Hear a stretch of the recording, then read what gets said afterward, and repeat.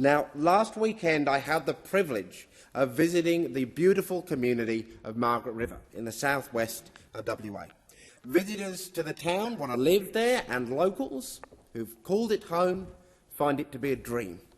But for so many, it will only ever be a dream to call Margaret River home. Indeed, for many, calling their beloved town home has become a nightmare.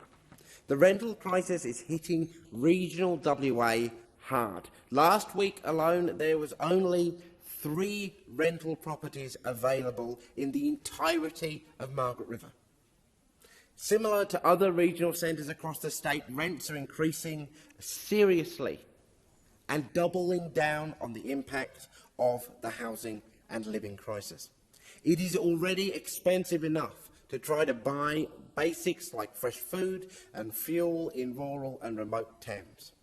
But now we are seeing, for instance, in Busselton, a reality where so much of the community is being thrown over the 30% rental stress line, where we are now seeing rents of over $700 a week. How are you meant to make that work? On top of all of this, we're seeing the WA state government fail to fund vital community groups like Just Home in Margaret River, a fantastic organisation that does so much to support those struggling with the housing crisis and housing insecurity in Margaret River, and yet they are months away from having to shut their doors because the WA government refuses to fund them to continue to do vital work. In Perth, we are seeing a record-long stretch of rent increases and record high increases in weekly rent.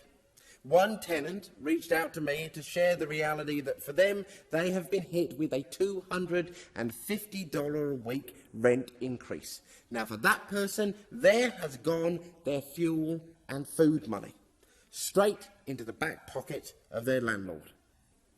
Now, in WA, the state government has truly demonstrated an eel-like level of spinelessness. We currently have, in the state of WA, some of the worst rental laws in the country. We still allow no-fault evictions in Western Australia, with the result that people are simply tossed out onto the street.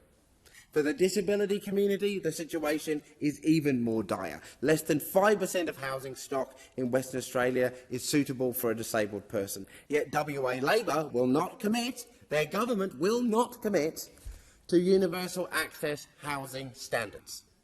This is an absolute outrage and locks people, disabled people, out of accessible housing for another generation.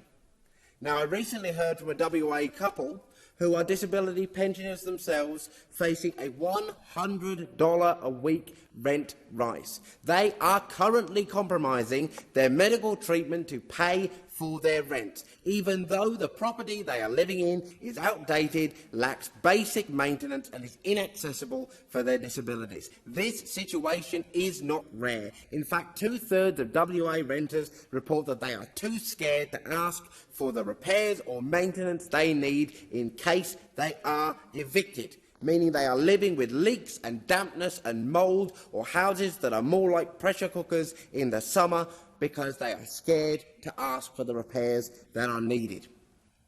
And then, on the other side of the coin, I hear from constituents, disabled people who do have a place to call home, that is somewhere they can make work, and yet they've been issued with a no-fault eviction notice, and so they are out and don't know where to go next. This is unacceptable.